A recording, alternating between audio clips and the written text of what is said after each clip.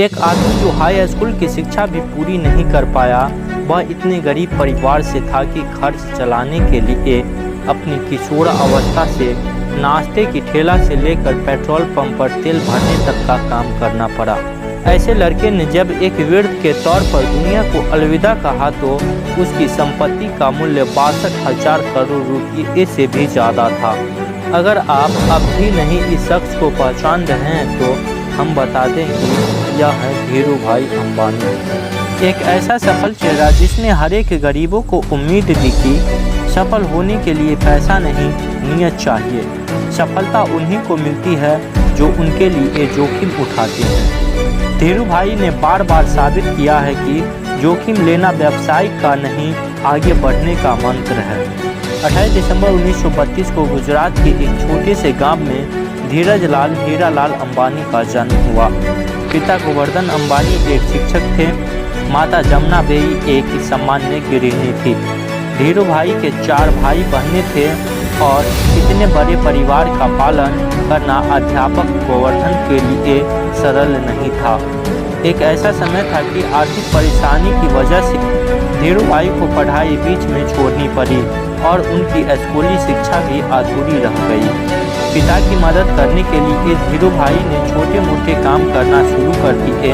हर एक सफलता के पीछे ढेरों असफलता छुपी होती है। धीरू भाई अंबानी पर एकदम यह सटीक बैठती है। पढ़ाई छोड़ने के बाद पहले फल और नाश्ते बेचने का काम शुरू किया, लेकिन कुछ खास नहीं दिखा। उन्होंने दिमाग लगाया कि गांव के नज़दीक धार्मिक संस्था गिरनौर में पकौड़े बेचने का काम शुरू कर दिया जाए।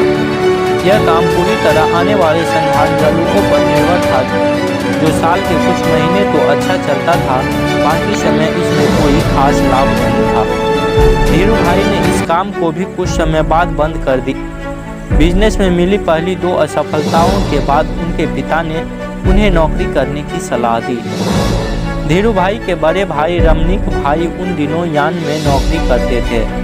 वहां उन्होंने सेल कंपनी में पेट्रोल पंप पर नौकरी करने की शुरुआत की और महज 2 साल में ही अपनी योग्यता के वजह से प्रबंध के पद पर पहुंच गए। इस नौकरी के दौरान भी उनका मन इसमें कम और व्यवसाय करने के मौके की तलाश कर रहा था।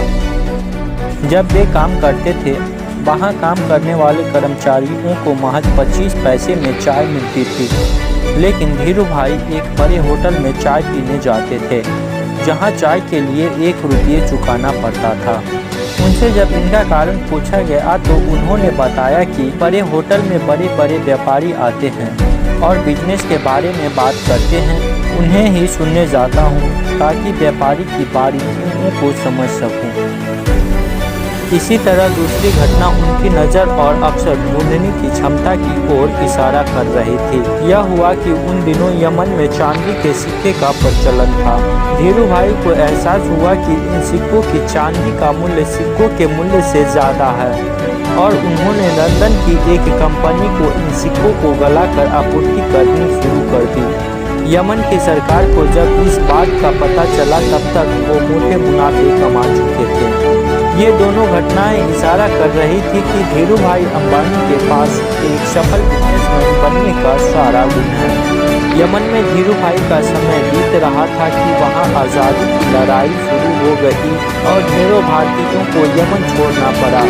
इस परेशानी के आलम में धीरू भाई को भी यमन छोड़ना पड़ा। इस नौकरी के चले जाने के बाद उन्होंने नौकरी की जगह बिजनेस करने का निर्णय लिया, लेकिन व्यवसाय शुरू करने के लिए पैसे की ज़रूरत थी।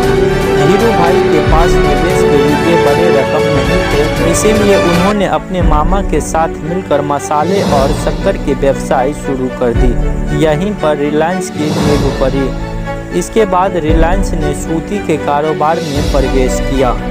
यहाँ भी सफलता ने धीरू भाई के कदम चुने और जल्द ही बॉम्बे सूती व्यापारी संघ के कर्ता धर्ता बन गए।